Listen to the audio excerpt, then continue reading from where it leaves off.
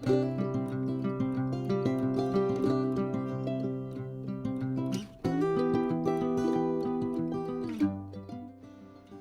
Everyone, আমি পূজা। আমার নতুন একটি ব্লগে আপনাদের সবাইকে স্বাগত। আজকে হলো রবিবার, কিন্তু সকাল থেকে রবিবারটা আমার একদম ভালো যায়নি। যেটা আপনাদেরকে শেয়ার করব কি হয়েছে, মানে যেটা আমাদের দরকার, মেয়েদের বিশেষ করে রান্নাঘরে সব থেকে বেশি দরকার, সেটারই আজকে সকাল থেকে প্রবলেম।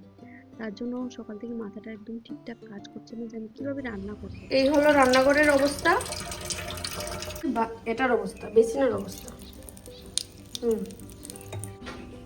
এই হলো বাথরুমের অবস্থা। মাম্মির কষ্ট হচ্ছে বলে বাসন ধুয়ে দিচ্ছে আমার সোনা বাবা। অল্প অল্প জল আসছে বলে বাসন ধুয়ে দিচ্ছে। সন্তু পঞ্চু আমার ধুতে হবে না, যাও তুমি চান করতে যাও বাবা, চান করতে যাও। তো ছেলে আমার মার এই অবস্থা দেখে চলে গেছে হেল্প করতে। আসলে বাসন তো ধুতে পারে না, এমনি অল্প একটু বলছে যে তোমাকে আমি বাসন দিয়ে দিই, তাহলে তোমার একটু হেল্প হবে। তো তা দেখি আমার মনটা ভরে গেল যে আমার কষ্টটাও বুঝতে পারলো। তো এবার আসলাম রান্নাঘরে। চল থাকুক না থাকুক, রান্না তো করতে হবে, খেতেও হবে। তার জন্য চলে আসলাম রান্নাঘরে। এবার কাটছি আম। আর এই আমটার নাম আমি জানি না, শুনেছি খুব ভালো হয় এই আমগুলি। তো হাজব্যান্ডকে গিফট করেছে একজন, তার জন্য এটা এতদিন পাকেনি, কাঁচা ছিল। তো চালের ড্রামে রাখাতে বেশ ভালো করে নরম হয়ে গেছে, মানে পেকে গেছে। তো এবার এটাকে কেটে নেব। তো ওটার খোসাটা ফেলে ফেলে বুঝতে পারছি যে আমটা ভালোই হবে খেতে, বেশ অনেকটা নরম হয়েছে। তো টেস্ট করে দেখেছি, ভীষণই টেস্টি। তো কাটাও আমার কমপ্লিট হয়ে গেছে, দিয়ে খোসা ফেলছি। আর ছেলে আমাকে বোঝাচ্ছে যে মাম্মি তুমি কিন্তু রাগ করবে না, তুমি চান করে নিয়েছো না, এবার মাথা ঠান্ডা করো, এরকম করে বোঝাচ্ছে আমি। আর বলছি যে এবার যদি আমটা টেস্টি না হয় তাহলে মাথাটাও আমার কিন্তু গরম হয়ে যাবে। তারপর বলছে না না, এরকম করলে হবে না। আসলে একটু ভয় পায় যখন আমি রেগে যাই। তো প্লাম্বার আসবে, কিন্তু বিকেল হয়ে যাবে, তার মধ্যে আমার তো রান্না বাড়া করতে হবে। তারপর বিকেল বেলা আছে একটা প্ল্যান, একটু যাব মেলাতে ঘুরতে। তো এই ভেবে ঝটপট রান্না করে নিলাম। তো আর এদিকে আম কাটাও কমপ্লিট আমার। খেয়ে দেখি একটা পিস কেমন হয়। ভালোই খেতে, খুবই টেস্টি। তো বাবার বাড়ির গাছের যে আমগুলি হয় ওরকমই, কিন্তু ওই আমগুলি একটু বেশি মিষ্টি, এটা একটু কম। আর এই যে অল্প অল্প করে জল পড়ছে। এইভাবে আমার আজকে রান্না বাড়া করতে হবে। বাজার থেকে এনেছে মাছ, এই যে মোরলা মাছ, এগুলিকে কেটে টেটে বেছে ধুয়ে তারপর এই যে বাক্সের মধ্যে ভরে রেখে দিয়েছি। আর এনেছে রুই মাছ, যেটা একদম বাজার থেকে কাটাই ছিল। ওটাকে ভালো করে জাস্ট ধুয়ে নিলাম। আর ছোট মাছ কাটতে কিন্তু বেশ অনেকটা সময় লাগে। তারপর তো জলের এই প্রবলেম, তো এই নিয়েই বালতিতে করে জল এনে এনে সব কাজ সারলাম, চান টান কমপ্লিট করলাম। এবার রান্না বান্না করবো। তো মাছগুলি জাস্ট হাজব্যান্ড বলল যে জলের এরকম প্রবলেম, তুমি বেশি কিছু রান্না করার দরকার নেই, তুমি একটু মাছ ভাজা আর ডাল করে ফেলো, আর কিছুই লাগবে না। তো আমি আবার মজা করে বলছি যে ডাল করতেও কিন্তু জল লাগে। তো ও বলছে তাহলে ডাল করারও দরকার নেই। তো তাই না, তারপরে ডাল রান্না করেছি আমি। এদিকে মাছের অল্প একটু তেল ছিল, এটাকে ভালো করে ধুয়ে নিয়েছি। আর একটু পেঁয়াজ আর রসুন কুচি করে নিলাম মাছের তেলটা ভাজার জন্য। আর মাছের মধ্যে নুন হলুদ মাখিয়ে রেখে দিয়েছি, যাতে একটু আগে মাখিয়ে রাখলে কি মাছ ভাজাটা টেস্টি হয়। তো এবার আজকে ডালটা আমি একটু অন্যরকম ভাবে রান্না করব, শুনেছি এভাবে রান্না করলে খুব টেস্টি হয়। তো তার জন্য ডালটাকে আমি সর্ষের তেল নুন আর পেঁয়াজ দিয়ে ভালো করে মাখিয়ে নিয়ে তারপর সেদ্ধ করতে বসাবো। সেদ্ধ হয়ে যাওয়ার পর যেরকম নর্মালি আমরা ডাল ফোড়ন দিই ওরকম ভাবেই ডালটা ফোড়ন দেবো। ব্যাস, এই হলো আজকে ডালটা, মানে মাখা ডাল। তো ডাল মাখা খেতেও কিন্তু ভীষণ ভালো লাগে, মানে ডালটাকে সেদ্ধ করে পেঁয়াজ শুকনো লঙ্কাকে ভালো করে ভেজে মেখে নিলে দুর্দান্ত লাগে খেতে, ওটার টেস্টটা অন্যরকম লাগে। তো এই যে ডাল সেদ্ধ হচ্ছে এদিকে। তো আমার রান্নাবাড়া কমপ্লিট হয়ে গেছে, ডালটা ফোড়ন আর শেয়ার করলাম না। ডাল ফোড়ন তো সবাই জানি কিভাবে, পাঁচ ফোড়ন শুকনো লঙ্কা তেজপাতা দিয়ে ফোড়ন দিলাম। আর এদিকে গতকালের একটু চিকেন ছিল, তো চিকেনটা থাকাতে আমার আর তরকারির জন্য আর ঝামেলা করতে হয়নি। এই হলো ভরসা। আর এদিকে ওই মাছের তেলটাও ভেজে নিয়েছি, আজ তো কাঁচা লঙ্কা দিয়েছি, যার যতটুকু ঝালের দরকার নিয়ে খাওয়া যাবে, কারণ ছেলে আমার ঝাল খেতে পারে না বেশি একটা। তো এদিকে মাছ ভাজাও মা ছেলে বারবার জন্য 3 পিস মাছ ভাজা করে নিলাম। বাস, আর ভাতটা আগেরই ছিল। তো এবার আমরা দুপুরে লাঞ্চটা করে নেব, করে তারপর একটু রেস্ট করে তারপর বিকেল বেলা যাব মেলা দেখতে। তো বিকেল হয়েও গেল, তো এই ড্রেসটা পরবো আমি। এটা একটা কটনের ড্রেস, ভীষণই আরাম, সুতির জামা, মানে জামা বলতে ওটা ওয়ান পিস, কিন্তু আমি এটা মানে লেগিংস দিয়ে পরি। লেগিংস দিয়ে পরি কারণ এটা ওয়ান পিসও পরা যায়, তো আমি আর পরবো না, আমি এটা দিয়েই পরবো। এই হলো ড্রেসটা পুরো, ভীষণই কমফোর্টেবল ড্রেসটা, প্যান্টালুন্স থেকে কিনেছিলাম। তো আমি কিছুই আর সাজুগুজু করিনি, জাস্ট ড্রেসটা পরেছি আর একটু লিপস্টিক দিয়েছি, এই হলো আমার সাজ।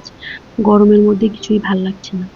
এদিকে বাবা ছেলেও রেডি হয়ে গেল, ওরাও একদম কটন টি শার্ট পরেছে।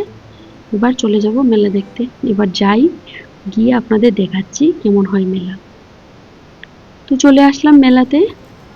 আমাদের বাড়ি থেকে বেশি একটা টাইম লাগে না, 15 থেকে 20 মিনিটের মতো লেগেছে হয়তো বা, আমি কাউন্টিং করিনি, মানে মনে হয় 15 মিনিটের মতো লেগেছে। তো চলে আসলাম, আর এই মেলাতে প্রচন্ড পরিমাণ ভিড় হয়।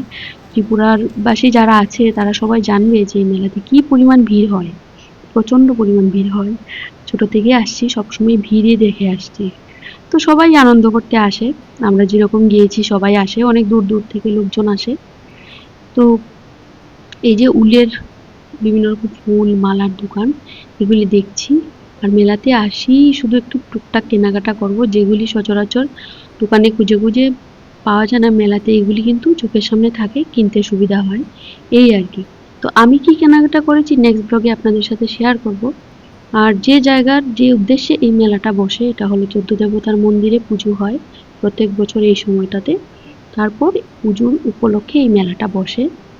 তো আমার ছেলে মন্দিরের ভিতরে ঢোকার জন্য খুবই করছিল, তো ওকে বুঝালাম যে বাবা এত পরিমাণ ভিড়, যেখানে ঢুকলে একদম অনেক রাতে বেরোতে হবে, অনেকটাই লেট হয়ে যাবে। তারপর আর ঢুকিনি। তো ওর পিসির সাথে দেখা হলো, ওর পিসতুতো বোন, ওর মানে আমার ননদের হাজবেন্ড, ওদের সাথে দেখা হলো। ওদের সাথে দেখা হয়ে বেশ ভালোই হলো, একসাথে সবাই মিলে ঘোরাঘুরি করে তারপর বাড়ি চলে গেলাম। তো এখানে ওয়েট করছিলাম ওর পিসির জন্য। তারপর ওদের সাথে দেখা হলো। এখানে একটা গাছের দোকান দেখেই আমার খুব ভালো লেগেছিল।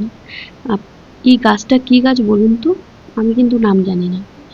একদম গাছের পাতাগুলি না একটু প্লাস্টিক প্লাস্টিক এরকম টাইপের, তো ধরতেও ভয় লাগছিল কিছু কিনা বলে, নাহলে আপনাদের ধরে দেখাতাম। এই যে গাছটা, কি ক্রিসমাস ট্রি, আমি ঠিক জানি না, যদি ক্রিসমাস ট্রি হয় তাহলে আমি কিন্তু কিনে নেব একটা গাছ। আমার ছেলের ভীষণ পছন্দ ক্রিসমাস ট্রি, প্রত্যেক বছর আর্টিফিশিয়াল প্ল্যান্ট দিয়ে সাজাই। যদি এরকম ক্রিসমাস ট্রি পাওয়া যায় অরিজিনাল, তাহলে এটাকে সাজালে বেশ ভালো লাগবে। তো মেলাতে আমার সব থেকে বেশি পছন্দ এই গাছ।